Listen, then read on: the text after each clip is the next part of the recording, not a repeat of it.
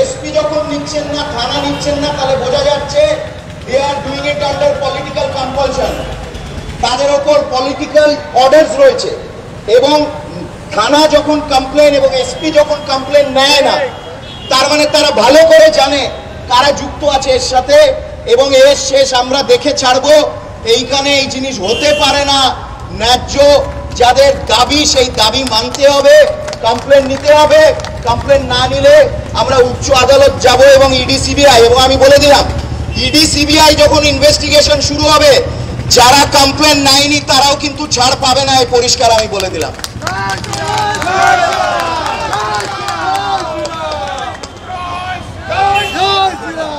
থানার যে আইসি যে ওরা on what ground did they not complain, did they not accept the complaint, on what ground? কেন? এটা তো কিছু মানুষের জমি, তাদের জমি হড়প হয়েছে, অবৈধভাবে জমিগুলো বিক্রি করা হয়েছে, তারা গিয়ে, এবং তারা কৃষক, এখানে তো এই সরকারের তো বুক ফেটে যায় কৃষকদের জন্য, কাজ আমরাই করি কৃষকদের জন্য, কিন্তু যাই হোক, I am not getting into the politics of it.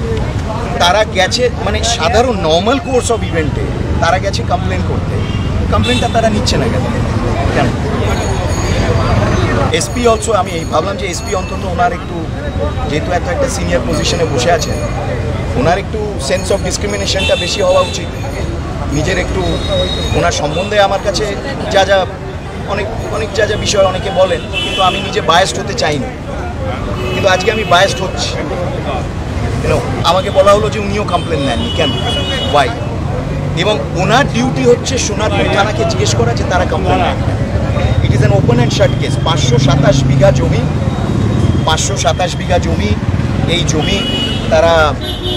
এই জমি তাদেরকে জাল করে, জালি সব একটা চক্র তারা করে 527 বিঘা জমি হড়প হয়ে গেছে। 121টা সেলস ডিড এবং 98টা ভুয়ো পাওয়ার অফ অ্যাটর্নি করে।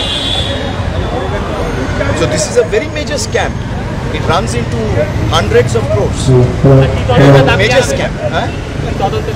একদম সিবিআই এবং ইডি, এটা actually fit case for CBI and ED. এই দুটোই দাবি আমরা তদন্তে, শুধু তাই না, আমরা আইনি we are taking recourse to legal action as well. We are taking recourse to legal options. থানা কমপ্লেন নিচ্ছে না, এসপি ডেপুটেশন নিচ্ছে না, এদের পিছনে কারা কারা রয়েছে এই মাফিয়াদের? আমি তো আমার বক্তব্যে পরিষ্কারভাবে বললাম, যখন পুলিশ এবং প্রশাসন যখন এই ধরনের কমপ্লেন নেয় না, তখন পরিষ্কারভাবে বোঝা যায় that they are acting under political orders.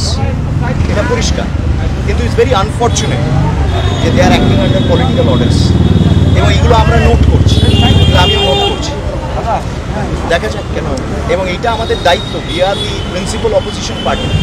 আমরা যদি মানুষের এই সুখ দুঃখের বিষয়টা না ওঠাই, এটা অন্য কেউ ওঠাবে না। এটা আমাদের দায়িত্ব। পশ্চিমবঙ্গের 2,28,00,000 মানুষ আমাদেরকে ভোট দিয়েছে, এবং আমাদের সিনিয়র নেতৃত্ব মহাদেব সরকার মহাশয় এসছেন, তিনিও কিষাণ মোর্চার দীর্ঘদিন নেতৃত্ব করেছেন।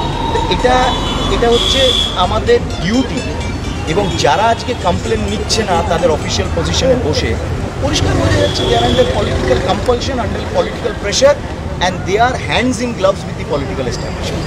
যারা বিক্ষোভ কর্মসূচিতে ওখানকার জমি হারাতে কতজন রয়েছে? এসছেন মিনিমাম 12 থেকে 13 জন রাজনৈতিক পলিটিক্যাল বাধা থাকার জন্য আসতে পারে, দেখাতে চাইছে না, মানে বিভিন্নভাবে টর্চার হতে পারে।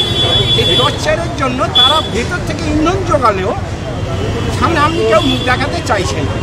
এই এলাকার মানুষজন, কৃষকরা, যারা জমি হারিয়েছেন, তারা একটা নতুন প্ল্যাটফর্মে করেছেন জমি বাঁচাও কমিটি, এবং সেই প্ল্যাটফর্মের মাধ্যমে তারা বিভিন্ন সময় দেখা গিয়েছে যে তারা তাদের সাহায্য করতে যায়, সেই মঞ্চে তারা আহ্বান জানিয়েছে।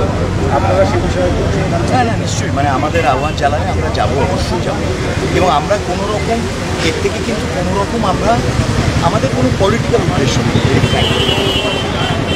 মানে এটা একটা শকিং। এবং এখানে যেহেতু আমরা সবাই এখানেই সক্রিয়ভাবে আমাদের একটা পাবলিক লাইফের সাথে আমরা জড়িত, ইজ ভেরি শকিং। আমরা কী করে চুপ থাকতে পারি যে এত বিঘে, এত শয় বিঘে জমি জাল করে হড়প হয়ে গেল, আমরা চুপ করে থাকবো? এখানে আমাদের the only interest we have is that এই জমি পাই টু পাই যাতে ফেরত পায়, লিগাল রিকোর্স, সেটাও শুরু হয়ে গেছে।